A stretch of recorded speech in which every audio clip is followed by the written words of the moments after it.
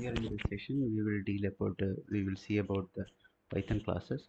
So here I have defined a Python class named student info, and in that I have defined an init method. So this initializes this other object when we call this class student info, where we can pass this, different parameters like name, badge, and rank of that student, of that particular student. Every time we call uh, a new object from this class. So this self is used to address the memory of a particular object. So you can see that here the first object that we created is a student on that we created from this student info class, and we pass some parameters like the name, and then his the batch 6, and this his rank, and then we create another student object, and again we have to call this class student info, where we pass the name as Manju, then on batch 8, and her rank is 8. Now we can print this from this object. We can print whatever parameters are there in that defined in that particular object.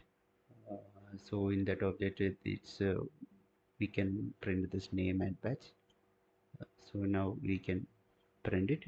So we can see that the name is came, student on name is Raju, and the student on batch is 6. Now what we can do is that similarly we can print the uh, name of student 2 also.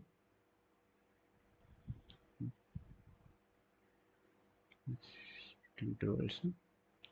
Again we have to save this, and then if we run, okay, now we can see that that student 2 name is also published. With this we can actually uh, add any number of students and call their name, or collect any number of details. So now we can also define another methods in these classes.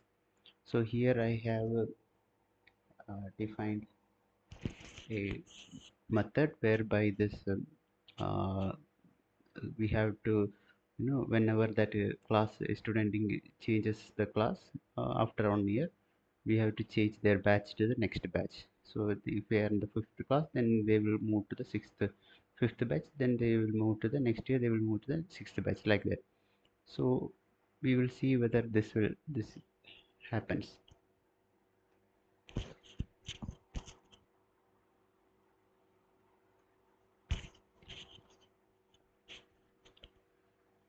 So now here we call the student on dot class change. So student on is now in batch, which batch student on is in which batch 6. So next year it will go to 7.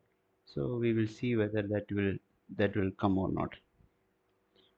So once we run this, okay, now once this Raju is in sixth batch, and next year Raju will go to the 7th batch. So like that we can uh, build different functionalities using this different methods in classes. So this is how classes work. Thank you.